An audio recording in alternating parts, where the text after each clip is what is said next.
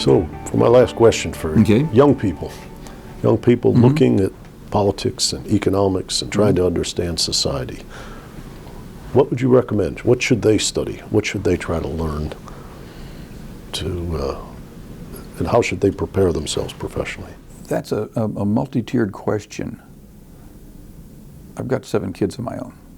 I'm trying to help them work through things, and I've been thinking a lot about that lately. The reality is that we have raised a generation to think that a college degree is your ticket to a good job, and you know, just like at one point you could get a union job and work for a factory and make stuff.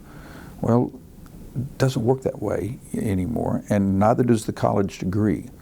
The reality is you don't need a degree, you need a skill.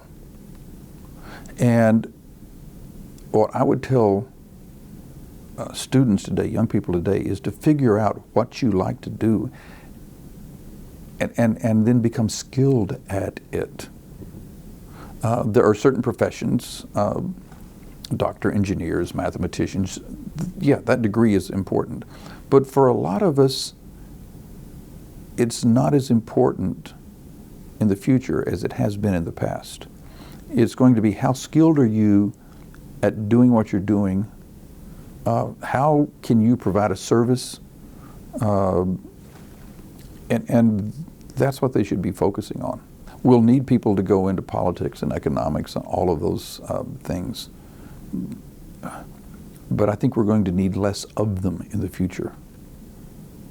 The expert business will be diminished. It's a different world, and what they need to understand is that all of that change that you and I have seen in our generation and in 40-some years, it's going to be compressed into 10 or 12 for them.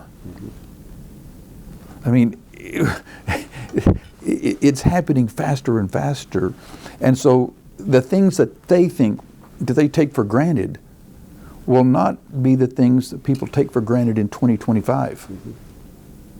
The things that people take, that the next group of kids take for granted, this group will go, what happened? Where did we go? You know, because it's kind of like Joseph Schumpeter's creative destruction on steroids. On steroids, yeah. it is. It's worth reading, you know, more and more history, more and more thinking about how things, how people reacted and how things changed. At the base of it, man hasn't changed that much in the last 10 or 20,000 years. We're hardwired to do a lot of things. I think the one great Nobel Prize in economics that was given in the last 20 years was to the 2 behavioral economists, Kahneman and Tversky, psychologists. Yeah. And Kahneman's book out that's in my iPad to read, where they said human beings are irrational, but they're predictably irrational. and what we've got to understand is how does that work together? We've got to learn to work together, left and right, young and old.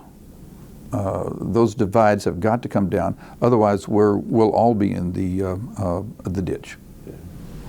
Thanks for joining us. Thank you, sir. It's fascinating. I hope to see you again soon. Anytime.